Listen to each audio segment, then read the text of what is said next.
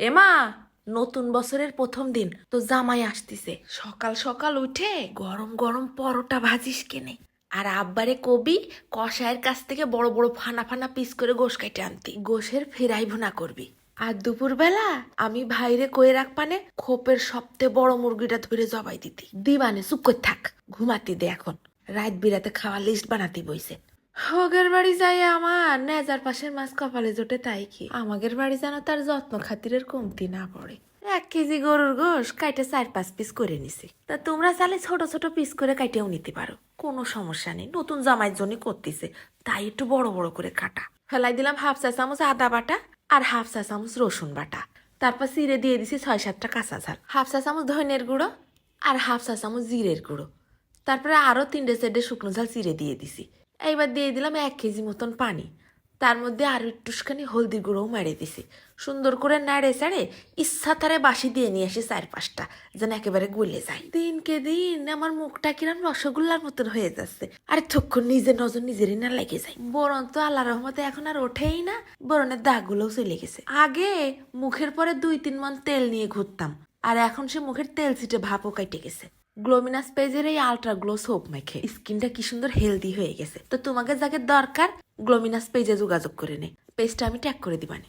বাসি তো দিয়ে নিছি, সিদ্ধও হয়ে গেছে। দেখিস ছুরি ডাবাই দিচ্ছি, একেবারে ভস ভস করে ডেবে যাচ্ছে। এইবার পানি থেকে গোশগুলো তুলে আলাদা করে নিচ্ছি। পানিটা কিন্তু ফেলা যাবে না। এই রান্দায় সয়াবিন তেল খুব কম লাগে, 100 গ্রামের কম একটুখানি সয়াবিন তেল দিয়ে দিছি।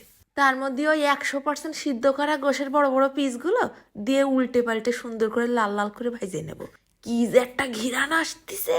গোশগুলো এখন আবার ভাইজে কালো করে ফেলে না, এই একটু গায়ে হালকা লালচে লালচে রং ধরলেই যথেষ্ট। ওই তেলের মধ্যেই ফেলাই দিলাম 1 ফুটখানি পেঁয়াজ কুচি, 2টো তেজপাতা ছিঁড়ে দিয়ে দিছি। নাড়ে চেড়ে পেঁয়াজের গার কাঁচা ভাবটা দূর হয়ে গেলি ফেলাই দেবো আবার 1 টেবিল চামচের মতন আদা রসুন বাটা, হাফ চা চামচ জিরের গুঁড়ো, 1 চা চামচ গরম মশলার গুঁড়ো আর হাফ চা চামচ হলদির গুঁড়ো। তাড়াতাড়ি করে নেড়ে দিচ্ছি না, এবার পুড়ে যাবে না।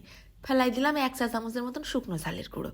এটাও সুন্দর করে নেড়ে চেড়ে ওই যে পানিটা বাইসে গেল সেই পানিটা এর মধ্যে ঢেলে দেবো। ফেলাই দিলাম আবার এর মধ্যে একটুখানি নুন। এরপর ওই তেজপাতাগুলো তুলে ফেলাই দিচ্ছি। ধাইয়ে পাইয়ে এখন যায় গোশের সাথে গুঁতো খাওয়া ছাড়া তেজপাতার আর কোনো কাজ নেই। ফেলাই দিলাম সিদ্ধ করে ভাইজে নিয়ে গোশটুক সুন্দর করে উল্টে পাল্টে ভুনা ভুনা করে নেব। নাড়ে চাড়ে ঢাইকে দিয়ে কম আছে দমে দিতে হবে না কিছুক্ষণ। রং খেন দেখো না, নতুন জামার জিবলে ছোঁয়ার জন্য সাইজে গুজে একেবারে প্রস্তুত। আমি জানি এইরকম করে অনেকেই গোশ রাইন্দে খায়নি। চাইলের আটার রুটি বলো আর তন্দুর রুটি, নান রুটি, পরোটা, যা দিয়ে মনে চায়। গোশ তো হয়নি যেন বিস্কুট। পরোটার 1 কোনায় একটুখানি ছিঁড়ে নিয়ে গোশের গায়ে একটুখানি টাচ করেছি। আলগোস্তে আশ ভাঙে আসতেছে। গোশটা তুলে নিয়ে আবার মাঝে মধ্যে দাঁত বসাই দিয়ে দিয়ে দিলাম খসমাস করে কামড়। ওফ, তা শুধু মনে করে না যেন রুটি পরোটা দিয়েই খাওয়া যাবে, আমি তো আবার ভাত দিয়েও মাইরে দিছি। সে যে কি স্বাদ লাগিছে। মশলার সাথে গোশ ফিরাইয়ার একটা ঘিরান আসতেছে। ঝোলটাও ফাইন মজা হইল। ঝোলের সাথে ভাত মাখাই নিয়ে গোশ ভরাই ভরাই গালে দিছি। জিবলে আর দাঁত মনে হচ্ছে নাচতে নাচতে শান্তিতে ঘুম হয়ে গেছে। তো যারা কোনোদিন এরম করে খাওনি তারা একবার এই নিয়মে রাইন্দে খাইতে খেনে, কি ফাইন একটা মজা। চলে যাচ্ছি, ধন্যবাদ।